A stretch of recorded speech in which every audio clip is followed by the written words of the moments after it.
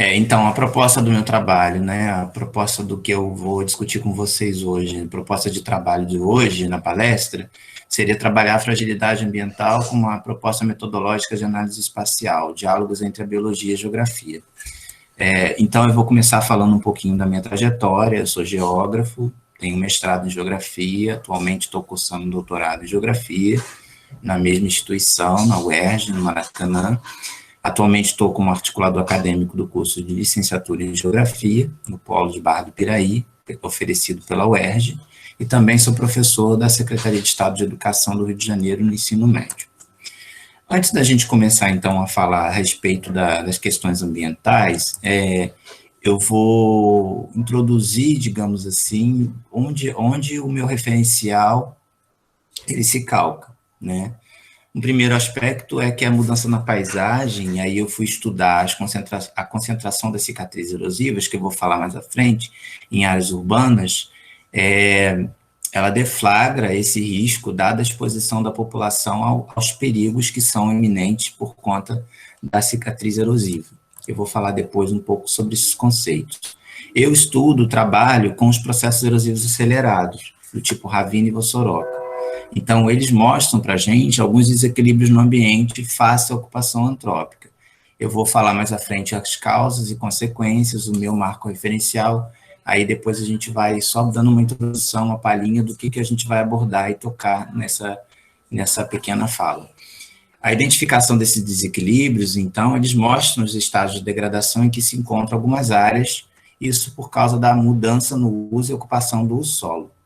E aí, um diálogo com a biologia direto, né, se faz a partir da fragilidade natural dos ambientes, que está relacionada com as ocupações humanas. E aí isso pode mostrar que alguns grupos podem estar mais expostos do que outros quanto às áreas de maior fragilidade. Portanto, a gente, na geografia, costuma trabalhar bastante a discussão da análise espacial, e aí a gente tem as ferramentas de geotecnologias que podem ajudar na identificação dessas áreas mais frágeis através da integração dos mapas. Para eu, então, começar com o meu marco referencial, na década de 70, sabemos que começamos a discutir a questão do meio ambiente e as preocupações inerentes a esse tema. Trabalhos desenvolvidos, então, através do Clube de Roma, os limites de crescimento, a Conferência de Estocolmo de 72, marcaram essa época. Justamente nessa época, depois de 1972, no Brasil, Jean Tricart, que trabalhava no IBGE, ele publica uma obra chamada Ecodinâmica, e essa obra ela vai mudar a abordagem ambiental. Os estudos ambientais, então, feitos até então no Brasil, eles eram basicamente descritivos de processos, e aí ele veio trazendo uma outra relação, uma outra abordagem, uma outra proposição metodológica, isso para inserir de onde que eu estou partindo para poder discutir a fragilidade. Então, está aí um pequeno recorte, uma imagem do livro que ele publicou em 77. O Tricart, ele vai desenvolver um conceito de unidade ecodinâmica. O que ele chama de unidade ecodinâmica, conforme podemos ver? Que ela se caracteriza por uma certa dinâmica do meio ambiente que tem repercussões mais ou menos imperativas sobre a biocenose. Geralmente, a morfodinâmica é o elemento dominante. A morfodinâmica depende do clima, da topografia, do material rochoso. Ela permite a integração desses vários parâmetros. O conceito de unidades ecodinâmicas é integrado ao conceito de ecossistemas. E aí ele integra, faz uma abordagem, uma proposição metodológica de uma abordagem integrada, onde a morfodinâmica vai ser a deflagradora dos processos. É importante lembrar que o Tricart, quando faz esse conceito, essa proposta metodológica, ele estabelece as unidades ecodinâmicas que ele classifica como estáveis, instáveis e áreas de transição. Seria, então, mais ou menos regiões equilibradas, regiões menos equilibradas ou que estão em processo de perturbação e áreas de transição entre uma e outra. E aí, sobre a morfodinâmica, é importante lembrar, ele destaca 3 elementos principais para caracterizar isso: o clima, a topografia e a rocha.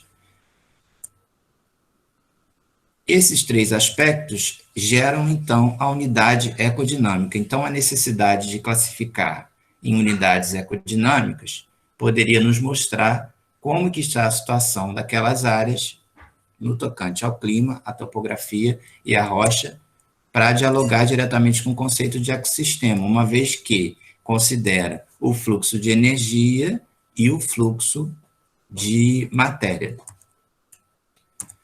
Tricar, então, ele exemplifica na cobertura vegetal um elemento importante para nós trabalharmos sobre o impacto da intervenção humana no ambiente. Então, ele primeiro propõe um exemplo da questão da energia da radiação solar. O impacto da intervenção humana pode modificar a energia da radiação através destes fatores. Então, a influência na temperatura do solo, os efeitos na fauna, os efeitos na flora, a mineralização do humus, a nitrificação, a fertilidade, e também pode interferir na queda dos detritos vegetais. Vejam que tem toda uma relação com a questão biológica. A nutrição dos organismos redutores, a estrutura do solo e sua resistência à erosão pluvial, o regime hídrico, a reciclagem dos elementos minerais pelas plantas. A intervenção humana também pode modificar a interceptação de chuva por meio da influência no tempo de concentração e energia no impacto das gotas, a erosão pluvial, que também pode ser ocasionada por força da remoção da cobertura vegetal. A proteção ao solo também vai ser impactada pela intervenção humana, e aí a degradação das terras. Todos esses aspectos estão diretamente relacionados. E aí a gente tem 3 principais inputs de energia para nós analisarmos. O processo exógeno, ou seja, acontece do exterior. A energia extraterrestre no sistema solar, estou chamando isso de radiação solar, basicamente, as trocas de calor, etc. Temos outro input de energia, que é o processo endógeno, ou seja, do interior da Terra. E temos um outro input de energia, que são as atividades humanas. Então, mediante esse conceito proposto por Tricard, o professor Jurandir Rosa, da Geografia, vai desenvolver em seus estudos, na década de 1990, o conceito de fragilidade, que, para ele vai abordar, de acordo com o Tricard, as 3 influências da ecodinâmica, né? Unidade ecodinâmica estável, ecodinâmica instável e área de transição. E aí ele vai estabelecer que a fragilidade ela tem que considerar o grau de estabilidade das condições morfogenéticas, ou daquele lugar, a influência corológica, que é refletida nos tipos de relevo, a estabilidade morfodinâmica, que é favorável para a pedogênese e para a formação do clímax das plantas. Então, há um processo de harmonização, há um comportamento ambiental associado a essa questão.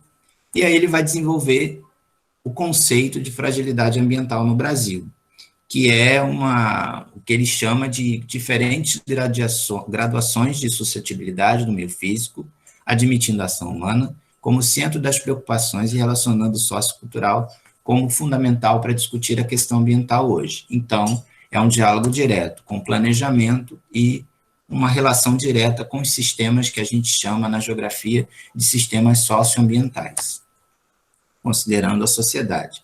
E aí eu vou partir, então, para um exemplo concreto de aplicação, que foi meu trabalho do mestrado, e aí eu vou trazer para vocês um pouco dessa experiência, que foi trabalhar com a ideia, o conceito de fragilidade. Como que isso pode ser feito? E na geografia física a gente fez. Por meio dos mapeamentos temáticos, a gente identificou os fatores ambientais, condicionantes do desencadeamento das cicatrizes erosivas, e aí a gente mapeou as áreas de preservação permanente e a proximidade também com as cicatrizes erosivas. Eu procurei uma bacia hidrográfica, ela fica no município de Mendes, Paulo de Fronten, a bacia do rio Sacra Família, e aí eu fui estudar esses processos. Vocês estão vendo aí na imagem, né, 2 cicatrizes erosivas. Uma em estágio inicial, a gente vê aqui à esquerda as ravinas, e a gente vê à direita as vossorocas. Uma no estágio inicial, a gente vê aqui, onde eu estou passando o mouse, um solo bem compactado, e a gente vê aqui uma certa perfuração, pode-se assim dizer, uma abertura do solo em função do fluxo de água que está vindo aqui. Então, quando chove, o que acontece? Aqui se forma o fluxo de água, ele vai erodindo esse solo. Bom, o que a gente tem aqui? A gente tem aqui uma trilha, tá? Para acesso a uma praia que fica em Ubatuba. A fonte está aqui, né? Foi tirada aqui do site do Lagesolos, um laboratório na UFRJ, de Geomorfologia e Solos da UFRJ. E aqui a gente tem os estágios avançados desse processo que está aqui, que são as vossorocas. Então, foi o que eu fui estudar, né? E aí eu trouxe a caracterização da área de estudo. Mapeando a bacia hidrográfica, a gente vê que nós temos basicamente 3 municípios, né? Barra do Piraí, uma parte aqui, Mendes aqui, Paulo de Fronten aqui, e a gente tem muitas cicatrizes erosivas que nesse mapa aparecem em vermelho. Se a gente for observar na paisagem, a gente observa nessa imagem do Google Earth Pro algumas cicatrizes erosivas do tipo vossorocas já presentes na paisagem. Quando a gente passa pela estrada, a gente consegue identificar essas feições que aqui estão nos círculos amarelos.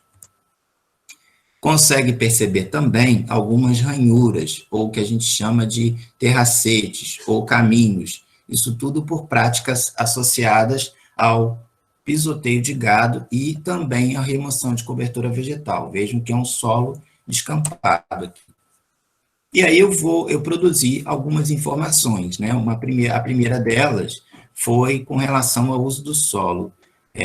Me cabe entender, para produzir o mapa de fragilidade, como que estão os usos associados dentro da bacia. Então, vejam, a parte em amarela, que aparece em grande parte onde as cicatrizes em pontinhos vermelhos estão localizadas, são caracterizadas como campo ou pastagem. Qual é a característica da vegetação de campo? Ela é rasteira e o solo pode estar exposto. É o que o IBGE entende como essa classificação, que foi quem fez essa classificação. Vejam que existe uma área edificada em roxo. E em área verde, nós temos a floresta, ou seja, nas áreas de floresta, não são muito recorrentes as cicatrizes erosivas que eu mostrei outrora, do tipo ravina ou vossoroca. Quando a gente observa os solos, o mapa de solos, a gente percebe que tanto em argissolos, que são predominantemente compostos de argila, e latossolos, que são solos muito antigos, a gente tem a predominância desses solos extremamente evoluídos e desgastados com intemperismo, que é um processo que ocorre do desgaste destes solos. Então, a chuva ela vai intemperizando esse solo e ela vai fazendo com que os seus minerais sejam perdidos, os seus nutrientes sejam perdidos, né? Isso combinado com a remoção da cobertura vegetal, como nós podemos perceber nesse mapa, a gente tem um fator detonante aí de uma série de cicatrizes que a gente consegue perceber na paisagem. Bom, aqui a gente tem um mapa da declividade, ou seja, a gente tem áreas muito íngremes. Percebam que, conforme a classificação da Embrapa, que é quem faz uma classificação com base no percentual, ou seja, a distância do topo para a base, nós percebemos pouquíssimas áreas planas. Quem conhece a realidade ali em Mendes, Paulo de Fronten, vai conseguir perceber que existem colinas e vales muito encaixados, que significa que ela vai estar oscilando entre ondulado, forte ondulado. Isso foi preponderante para nós construirmos, por fim, o mapa de fragilidade ambiental que nós estamos percebendo aí. Então, como vocês podem perceber, em azul, as cicatrizes erosivas, elas se encontram fortemente conectadas em áreas de forte ou muito forte fragilidade ambiental, tá? Isso tudo foi gerado a partir de um algoritmo de classificação que reuniu as informações tanto da cobertura vegetal, junto aos solos e à declividade, porque são processos que detonam dentro daquelas ideias que a gente falou no marco referencial, tanto do TRICAR e que evoluiu para o professor Jurandir Rosa da USP para aplicar na nossa área de estudo. Bom, como vocês podem ver, as classes do mapa de fragilidade, elas apontam que 57% do pixel, ou dos pontinhos da imagem, estão na classe média, 38% na classe muito forte, o que significa o quê? Que nós temos áreas de muita fragilidade nesta bacia hidrográfica. E aí, quando a gente se debruça sobre a legislação ambiental, e aí diretamente relacionado junto com a biologia, no tocante ao planejamento, a gente percebe que, em azul aqui, a gente quis entender na escala de detalhe, como que estava a legislação ambiental, já aplicando a legislação com base no novo Código Florestal, onde a gente percebe que as APPs, né, que são as nascentes, os topos de morro, né, que estão aqui, os topos de morro, e a gente percebe a faixa de proteção marginal, tudo orientado de acordo com a classificação das drenagens. Percebam que as casas, elas estão inseridas próximas ou quase dentro das áreas que deveriam estar sendo protegidas pela legislação ambiental. Nós estamos falando também de um padrão de ocupação que foi anterior à legislação ambiental, mas, de todo modo, em vermelho estão algumas cicatrizes que foram localizadas e vetorizadas para essa área aqui, que fica ali na altura de Moça. Quando a gente observa, por exemplo, a questão do domínio das vias públicas, a gente tem aqui a estrada, a linha férrea, né? A gente tem a rodovia, e a gente fez a geração de um polígono com base nessas linhas, ou seja, tem que ter uma faixa de rolamento, uma faixa de domínio. A gente vê que a estrada ela é bem apertada, ela é toda encaixada, e aí a gente quis perceber essa influência nas estradas com relação às cicatrizes erosivas, que provavelmente foi o fator desencadeador também dessa desestabilização e ocorrência dos processos erosivos acelerados. Quando a gente observa a cobertura vegetal, percebam, todas as cicatrizes, praticamente nesta área, elas estão inseridas dentro do que o IBGE classifica como campo, está todo em amarelo, ou seja, as áreas de floresta estão bem reduzidas nessa área, né? Então, isso evidencia e deflagra ainda mais a ocorrência dos processos erosivos, dado que o solo está desnudado. E aí a gente tem algumas práticas, por exemplo, nessa área há muito pisoteio de gado, percebe-se o gado nesse retângulo aqui, esse gado ele vai pisoteando esses terracetes e vai orientando o fluxo de água. Então, quando chove, a água ela vai orientada por esse pisoteio, dado o grau de compactação no solo. A gente tem também aqui, ó, o pisoteio de gado e a remoção da cobertura vegetal. Vejam que é uma área, assim, que não tem uma continuidade, tem alguns fragmentos e eles não se conectam.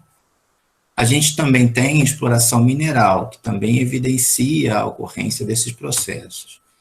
A gente tem também as vias de circulação, abertura de estradas, que também, ó, no meio da vertente, no meio da vertente, o que acontece com essas estradas? Elas são abertas, né, e aí o fator chuva, o fator declividade começa a incidir sobre esse material, ele começa a se mobilizar para a base.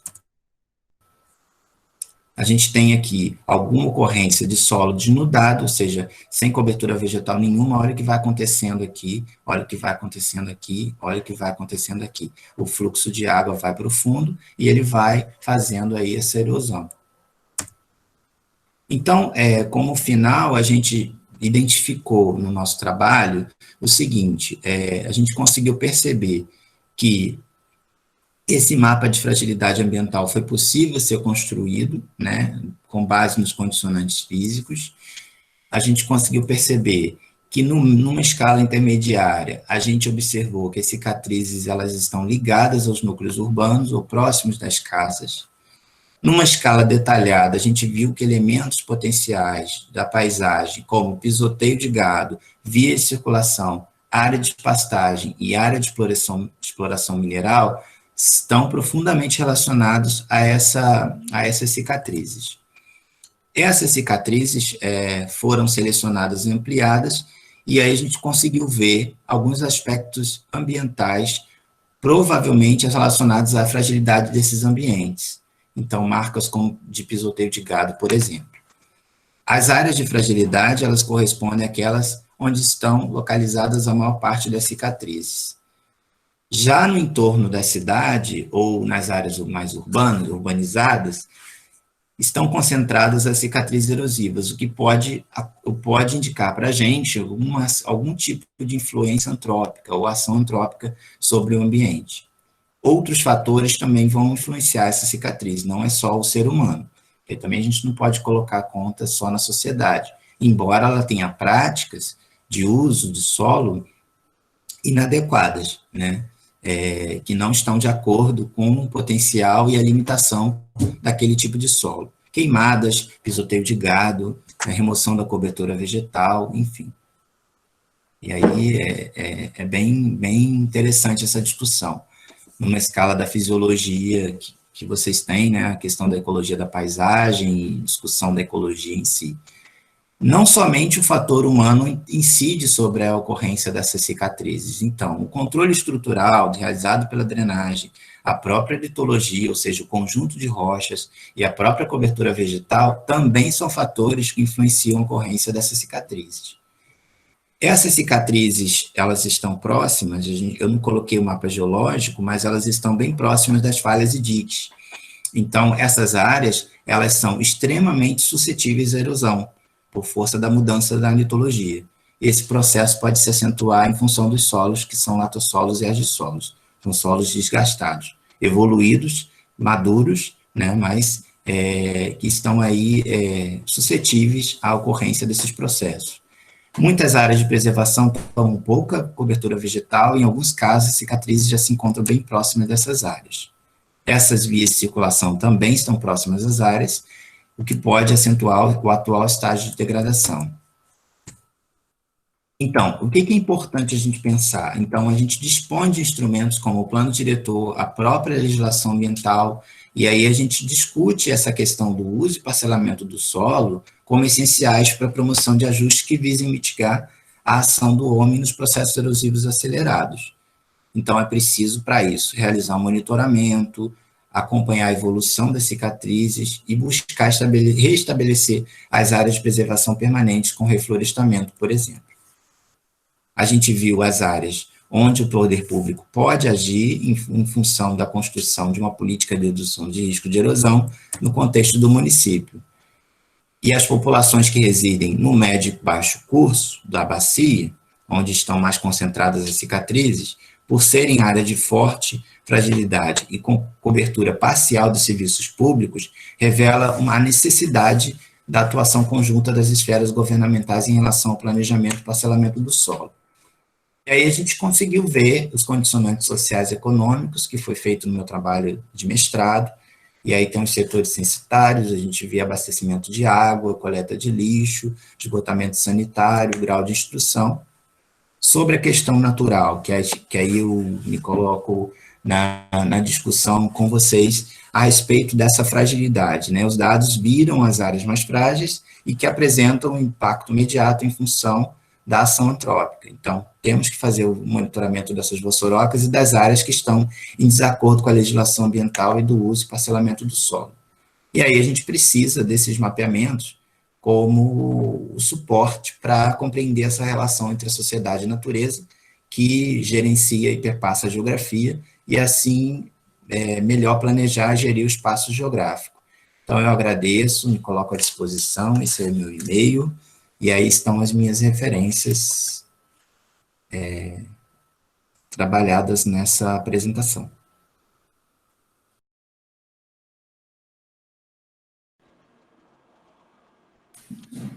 Oi, boa noite. Tudo bem? Boa noite. Estão me escutando? Sim, estamos. Desculpem, eu não estava conseguindo ligar meu microfone. A primeira pergunta foi sobre as vossorocas. A pergunta foi: as vossorocas estão relacionadas ao desmatamento pecuário? Na verdade, foi uma afirmação. E depois a professora Ingrid perguntou: existem outros fatores? Então, a gente responde já, assim, como o caminhamento, né? Já vai respondendo, né? Oi, a gente já responde? Sim, já, professor. Tá, tudo bem. Então, vamos lá. Os processos erosivos, eles estão ligados à erosão, né? A erosão que a gente chama de erosão laminar, né? E a gente tem a ocorrência primeiramente de ravina e depois de vossoroca. Diversos fatores podem influenciar, sim. Eu falei a questão da geologia, que é um fator importante, né? Quando você tem lineamentos estruturais, quando você tem diques, falhas, transição de rocha, né? Você tem áreas que podem deflagrar esse processo.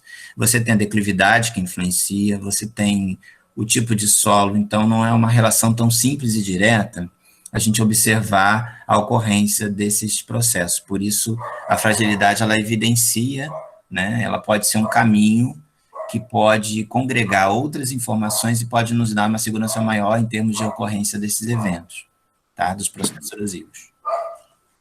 Mas não é só o gado que faz isso. A queimada, por exemplo, é uma prática muito comum na nossa região, que influencia, expõe o solo e por aí vai.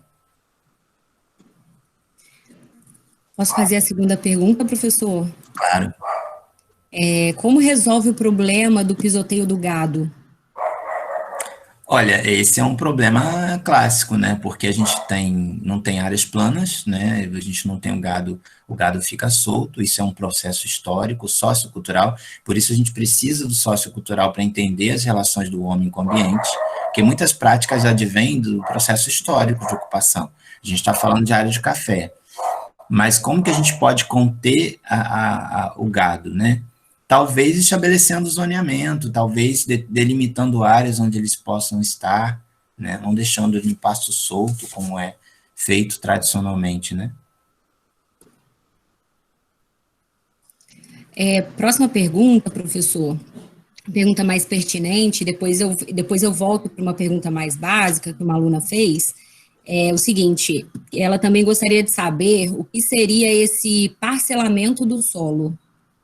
Então, quando a gente fala em parcelamento do solo, a gente está falando em estabelecer na cidade, no município, no âmbito da municipalidade, da bacia, que no meu caso foi a bacia hidrográfica que eu usei como unidade territorial de análise, a gente estabelecer que tipos de uso serão possíveis dentro da bacia face aos condicionantes naturais.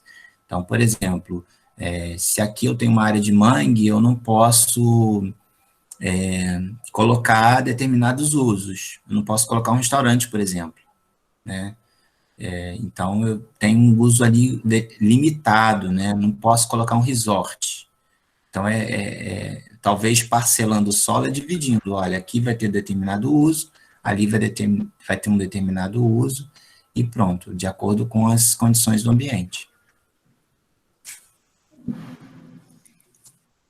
Posso fazer outra pergunta, professor? Uhum. Claro. O risco dessas cicatrizes, então, é ocorrer a erosão do solo ou tem mais algum outro, né, que a pessoa perguntou. Se vai ocorrer um outro, Pode repetir, por favor? Claro, o risco dessas cicatrizes, então, é ocorrer a erosão do solo ou tem algum outro risco, né, no caso? Então, a erosão do solo, ela acontece. O que eu pude, eu tentei chamar atenção, assim, é que a ação antrópica, a gente suspeita, na verdade, porque nós estamos ainda em processo, eu estou no doutorado estudando exatamente isso, né?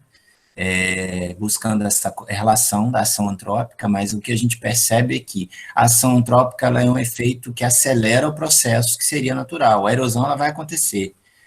O que evidencia a erosão ou acelera o processo são as práticas humanas. Não sei se fui assertivo aí na resposta. Professor, acho que é a nossa última pergunta, tá?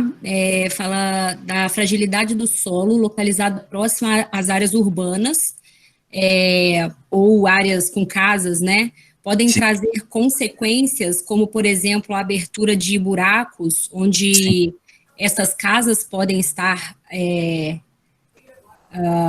essas casas podem ser arrastadas. A gente está falando de outro tipo de processo, né? Quando a gente fala de escorregamento, que é um outro processo também, a gente está falando também de erosão, mas o escorregamento ele se dá em outra circunstância, né? A forma da vertente ela é fundamental para a gente entender isso, mas no caso, o que, que a gente tem, né, em vista? Quando a gente tem um processo de erosão muito acelerado em uma bacia, e aí a gente tem evidência de cicatrizes erosivas ocorrendo, pode acontecer o rebaixamento dessas áreas altas, né? A gente tem entulhamento nos vales, e aí a gente tem um grande aporte de sedimentos, em diminuição, em se tratando de lugar que chove pouco, ou tem uma diminuição no ritmo de chuva, a oferta de recursos hídricos pode ser extinta. Então, a gente, por exemplo, precisa pensar que movimento de massa, né, não se dá na Vossoroca, né? Mas a gente tem aí um grande volume de sedimentos que são colocados no fundo do vale. E isso cria problemas porque gera até um estágio de degradação de terras mesmo. A terra fica abandonada, né? Professor, durante as suas respostas, a gente teve mais uma pergunta aqui. Eu posso fazer? Pode, claro. Quais são os impactos da erosão à biodiversidade? Os impactos da erosão na biodiversidade, olha, são catastróficos, né? Porque você modifica todo o sistema, né? Você tem ali a cobertura vegetal, que a gente tem o quê, né? Na verdade, quando a gente considera a cobertura vegetal, e aí o Tricava chama atenção para a gente na questão da vegetação, você altera toda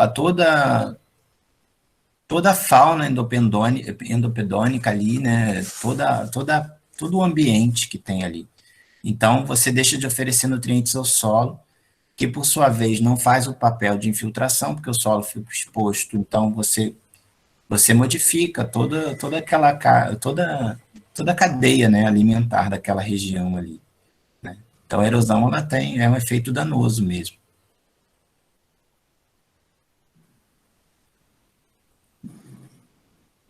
E a gente continuou aqui no chat, professor, e mais um aluno, enquanto você já estava respondendo essa, perguntou o seguinte: esse acontecimento afeta as águas subterrâneas?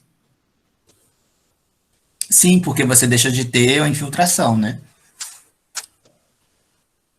Você deixa de ter infiltração, a água escoa e ela leva o sedimento para o fundo do rio, para o fundo do vale, né? Bom, eu acho que nós encerramos. Bom, temos uma pergunta mais, um pouquinho. Bruno, quer falar? Não, pode continuar. A gente tem uma pergunta que ficou um pouquinho para trás aqui. Depois da cicatriz se formar no solo, o solo fica morto, entre aspas, né, que a pessoa colocou aqui.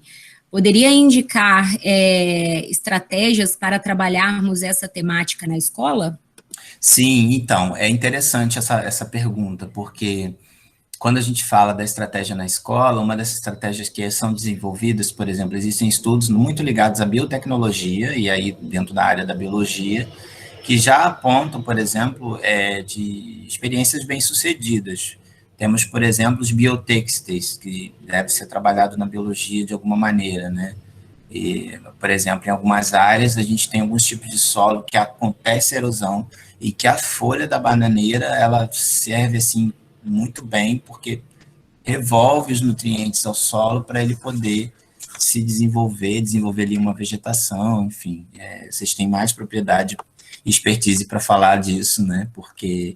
Mas de modo geral, assim, nas escolas mudar um pouco essa prática. Muitas vezes a gente percebe as pessoas queimando o pasto, né, ou a vegetação muito seca.